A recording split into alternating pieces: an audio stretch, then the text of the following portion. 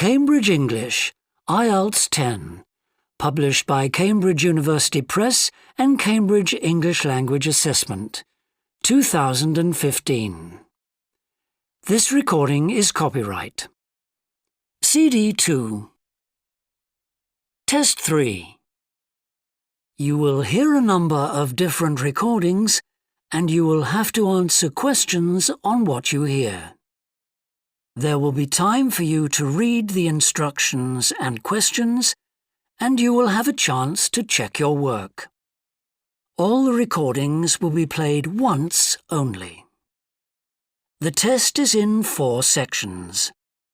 At the end of the test, you will be given 10 minutes to transfer your answers to an answer sheet. Now turn to Section 1. Section 1. You will hear a conversation between the director of a childcare centre and a parent enrolling her child in the centre. First, you have some time to look at questions 1 to 6.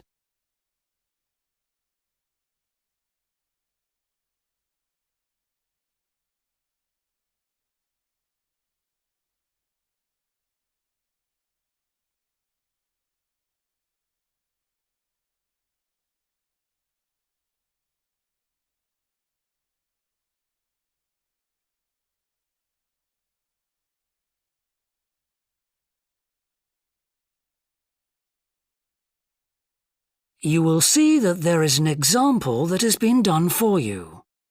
On this occasion only, the conversation relating to this will be played first.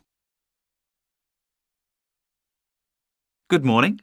Welcome to the Early Learning Childcare Centre. How may I help you? Hi, I spoke to you last week about enrolling my daughter for next year. Oh, yes. I'll just get some details from you. So, you're her mother? That's right. And can I have your name? It's Carol Smith. The parent's name is Carol Smith, so Smith has been written in the space. Now we shall begin. You should answer the questions as you listen, because you will not hear the recording a second time. Listen carefully and answer questions 1 to 6. Good morning. Welcome to the Early Learning Childcare Centre. How may I help you? Hi, I spoke to you last week about enrolling my daughter for next year. Oh, yes. I'll just get some details from you. So, you're her mother? That's right. And can I have your name? It's Carol Smith. And your daughter's name? It's Kate. Now, we have several groups at the centre and we cater for children from 3 to 5 years old. How old is your daughter? She's 3 now, but she turns 4 next month. I'll put 4 down because that's how old she'll be when she starts. Fine. She's so excited about her birthday and coming to the centre. Oh, that's good to hear. And what's your address? It's 46 Wombat Road. That's WOMBAT. Woodside 4032. And what's the phone number? Oh, it's 3345 9865. So, have you decided on the days you would like to bring your daughter here? I'd prefer Monday and Wednesday if possible. I'll check. Monday's fine, but I think the centre is already full for Wednesday. Yes. Sorry, it seems to be a very popular day. We can offer you a Thursday or a Friday as well. Oh dear. I suppose Thursday would be all right because she has swimming on Friday. OK, got that. Because a lot of parents work, we do offer flexible start and finish times. We're open from 7:30 in the morning until 6 o'clock at night. What time would you like your daughter to start? I need to get to work in the city by 9, so I'll drop her off at 8:30. You're pretty close to the city here, so that should give me plenty of time to get there. That's fine. Now, we also need to decide which group she'll be in. We have 2 different groups and they're divided up according to age. There's the green group, which is for 3 to 4-year-olds, and then there's the red group, which is for 4 to 5-year-olds. She's quite mature for her age and she can already write her name and read a little. Well, I'll put her in the red group and we can always change her to the green one if there are any problems. That sounds fine. OK, let's move on to meals. We can provide breakfast, lunch and dinner. As she's finishing pretty early, she won't need dinner. Will you give her breakfast before she comes? Yes, she'll only need lunch. Before you hear the rest of the conversation, you have some time to look at questions 7 to 10.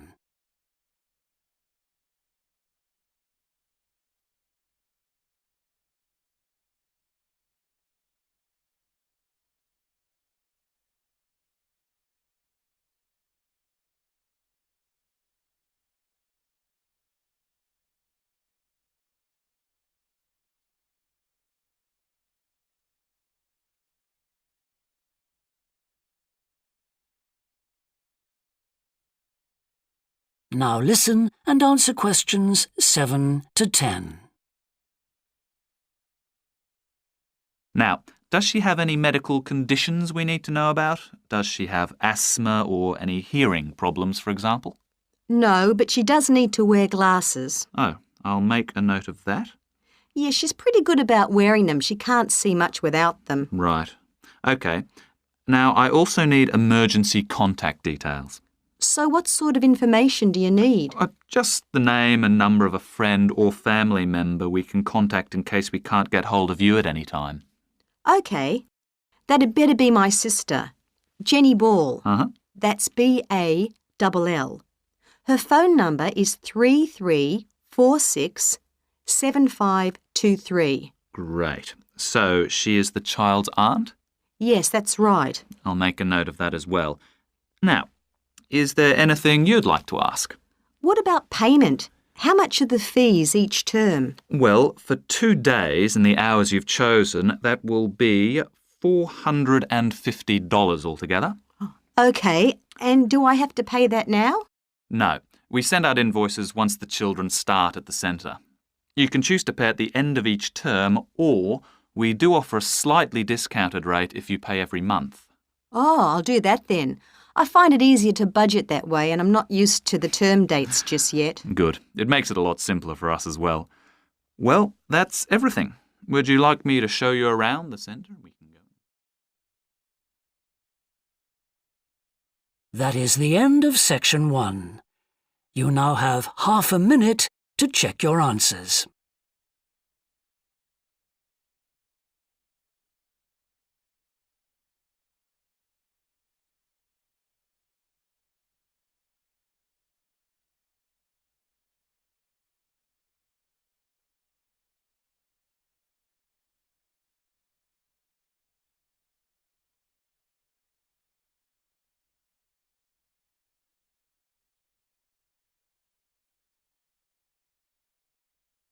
Now turn to section 2. Section 2. You will hear a woman called Alice Bussell talking on the radio about the Dolphin Conservation Trust, an organisation which tries to protect dolphins. First, you have some time to look at questions 11 to 15.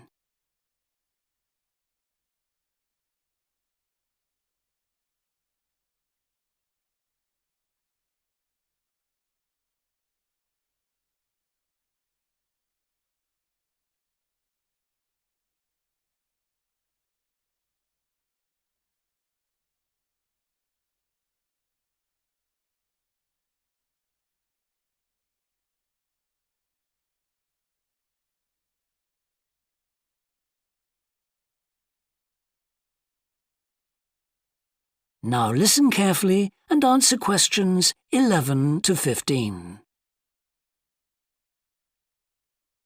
Today we're pleased to have on the show Alice Bussell from the Dolphin Conservation Trust. Tell us about the trust, Alice. Well, obviously its purpose is to protect dolphins in seas all around the world. It tries to raise people's awareness of the problems these marine creatures are suffering because of pollution and other threats. It started 10 years ago and it's one of the fastest growing animal charities in the country, although it's still fairly small compared with the big players in animal protection. We're particularly proud of the work we do in education. Last year, we visited a huge number of schools in different parts of the country, going round to talk to children and young people aged from 5 to 18. In fact, about 35% of our members are children. Oh. The charity uses its money to support campaigns, for example, for changes in fishing policy and so forth. It hopes soon to be able to employ its first full-time biologist with dolphin expertise to monitor populations. Of course, many people give their services on a voluntary basis, and we now have volunteers working in observation, office work and other things. I should also tell you about the award we won from the Charity Commission last year for our work in education. Although it's not meant an enormous amount of money for us, it has made our activities even more widely publicised and understood. In the long term, it may not bring in extra members, but we're hoping it'll have this effect. Is it possible to see dolphins in UK waters? Yes, in several locations. And we have a big project in the east part of Scotland. This has long been a haven for dolphins because it has very little shipping. However, that may be about to change soon because oil companies want to increase exploration there. We're campaigning against this because although there'll be little pollution from oil, exploration creates a lot of underwater noise. It means the dolphins can't rest and socialise. This is how I became interested in dolphin conservation in the first place. I had never seen one, and I hadn't been particularly interested in them at school.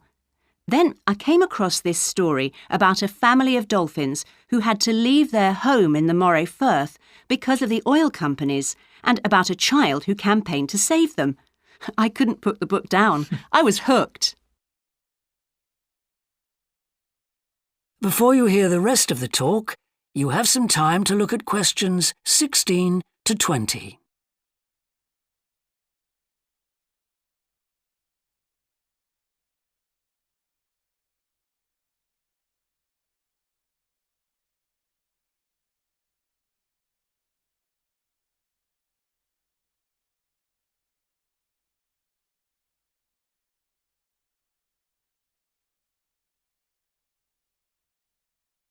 Now listen and answer questions 16 to 20.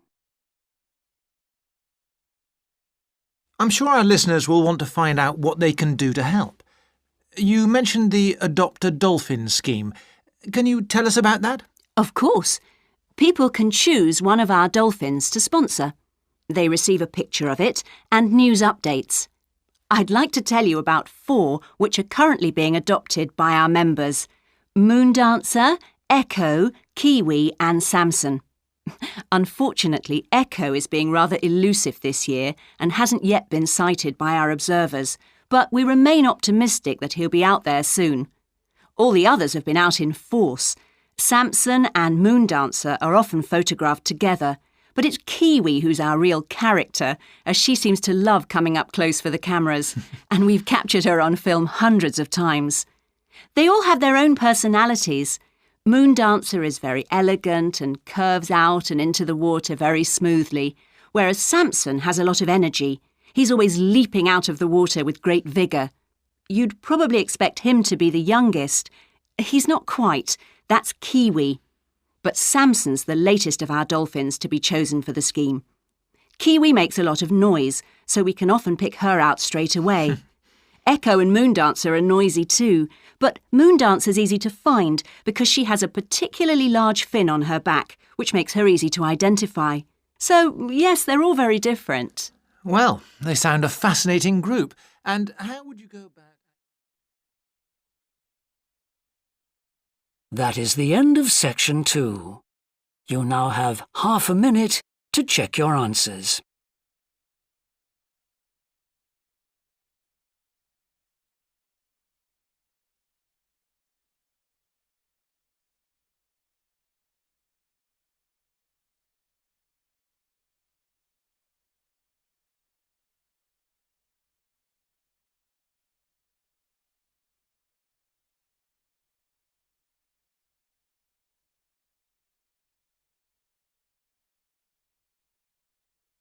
Now turn to section 3.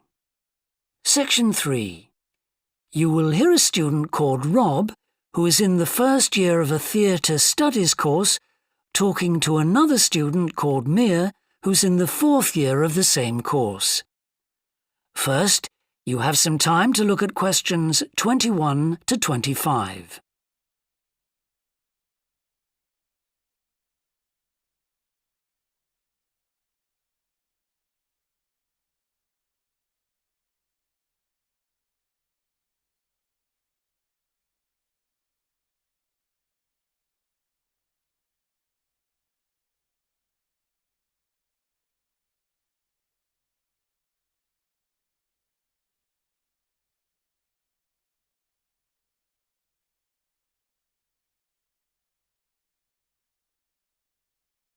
Now listen carefully and answer questions 21 to 25.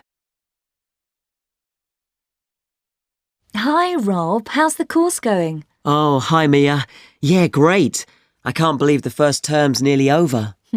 I saw your group's performance last night at the Student Theatre. It was good. Really? Yeah, but now we have to write a report on the whole thing, an in-depth analysis. I don't know where to start. Like, I have to write about the role I played, the Doctor, how I developed the character. Well, what was your starting point? My grandfather was a doctor before he retired, and I just based it on him. OK, but how? Did you talk to him about it? He must have all sorts of stories, but he never says much about his work, even now. He has a sort of authority, though. So, how did you manage to capture that? I'd visualise what he must have been like in the past when he was sitting in his consulting room listening to his patients. OK, so that's what you explain in your report. Right.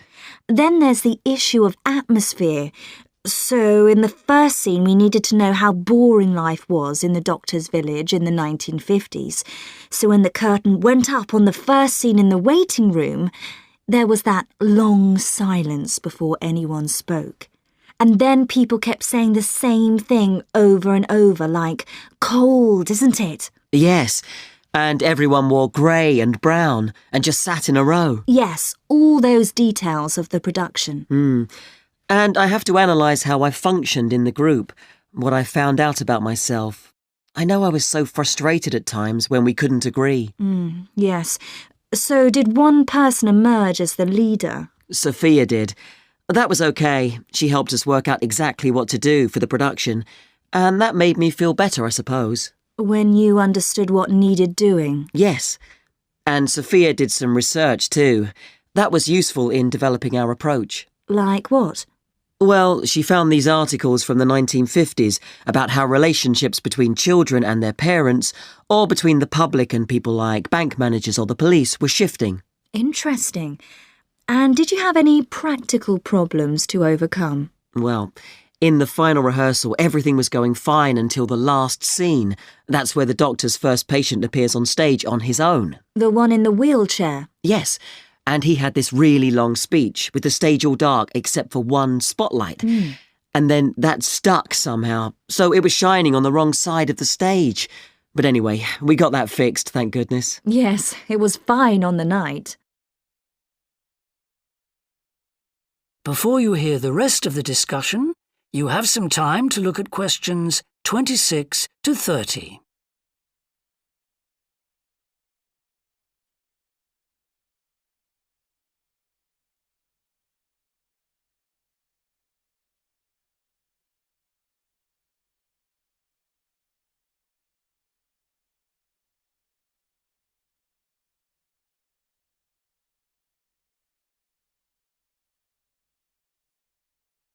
Now listen and answer questions 26 to 30. But while you're here, Mia, I wanted to ask you about the year abroad option.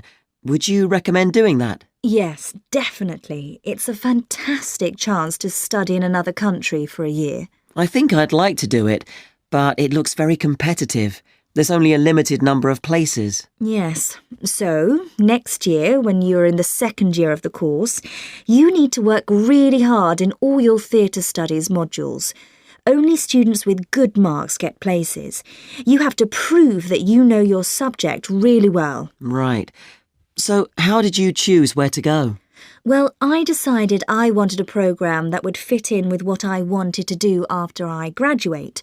So I looked for a university with emphasis on acting rather than directing, for example.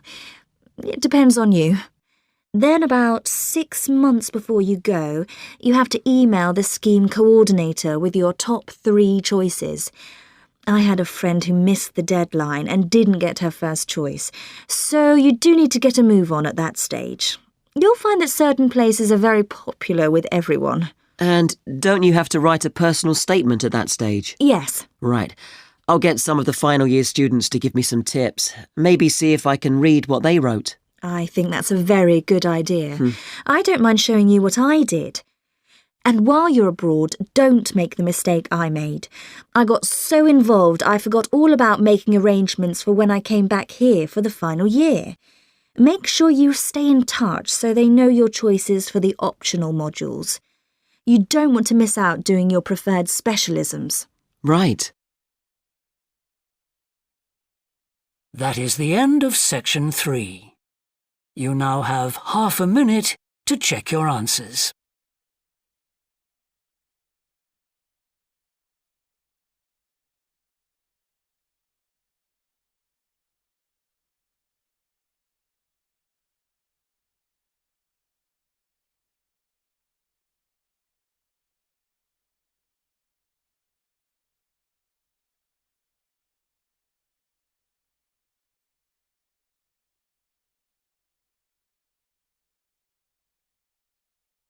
Now turn to section 4. Section 4. You will hear part of a lecture about leadership introducing a theory called self-regulatory focus theory. First, you have some time to look at questions 31 to 40.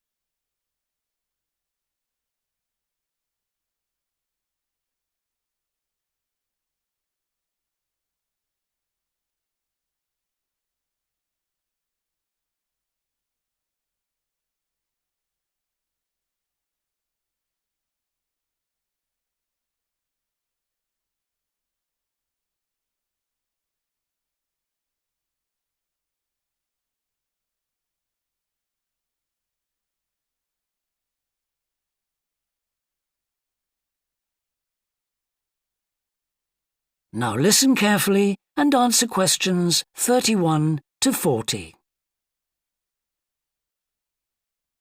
Today, I want to talk about self-regulatory focus theory and how the actions of leaders can affect the way followers approach different situations.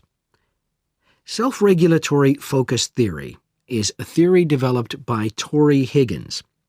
He says that a person's focus at any given time is to either approach pleasure or avoid pain. These are two basic motivations that each and every one of us has, and they cause us to have different kinds of goals. Promotion goals in different life situations emphasize achievement. Prevention goals are oriented towards the avoidance of punishment. In a specific situation, our thoughts might focus more on promotion goals or more on prevention goals. The theory suggests that 2 factors affect which goals we are focusing on. First, there is a chronic factor. This factor is connected to a person's personality and says that each person has a basic tendency to either focus more on promotion goals or focus more on prevention goals as part of his or her personality. Second, there is a situational factor, which means that the context we are in can make us more likely to focus on one set of goals or the other. For example, we are more likely to be thinking about pleasure and to have promotion goals when we are spending time with a friend. In contrast, if we are working on an important project for our boss, we are more likely to try to avoid making mistakes and therefore have more prevention goals in our mind. Research has shown that the goals we are focusing on at a given time affect the way we think. For example, when focusing on promotion goals, people consider their ideal self, their aspirations and gains. They don't think about what they can lose, so they think in a happier mode. They feel more inspired to change. When people are focusing on prevention goals, they think about their ought self. What are they supposed to be? What are people expecting from them? They consider their obligations to others. As a result, they experience more anxiety and try to avoid situations where they could lose.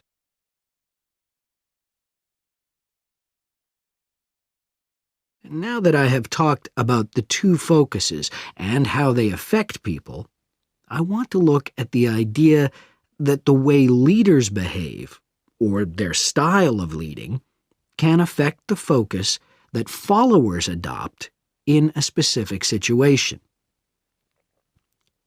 In talking about leadership, we often mention transformational leaders and transactional leaders.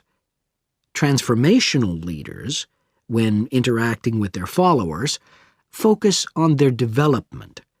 In their words and actions, transformational leaders highlight change. Their speech is passionate and conveys a definitive vision. All of these things can encourage followers to think about what could be. In other words, they inspire a promotion focus in their followers. In contrast, transactional leaders focus on developing clear structures that tell their followers exactly what is expected of them. While they do explain the rewards people will get for following orders, they emphasize more how a follower will be punished, or that a follower won't get rewarded if his or her behavior doesn't change. In short, they emphasize the consequences of making a mistake. This emphasis will clearly lead followers to focus on avoiding punishment and problems. This is clearly a prevention focus. In conclusion, it is important to understand that one focus is not necessarily better than the other one. For a designer who works in a field where a lot of innovation is needed, a promotion focus is probably better. In contrast, a prevention focus, which causes people to work more cautiously and produce higher quality work, might be very appropriate for a job like a surgeon, for example.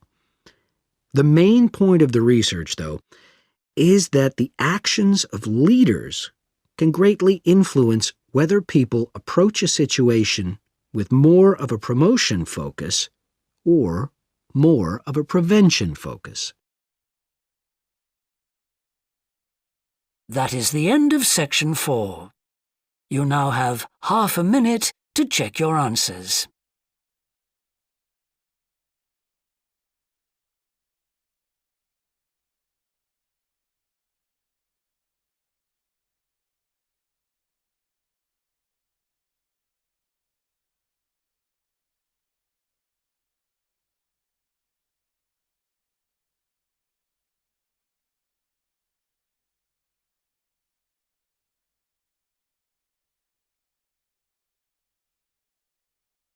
That is the end of the listening test. In the IELTS test, you would now have 10 minutes to transfer your answers to the answer sheet.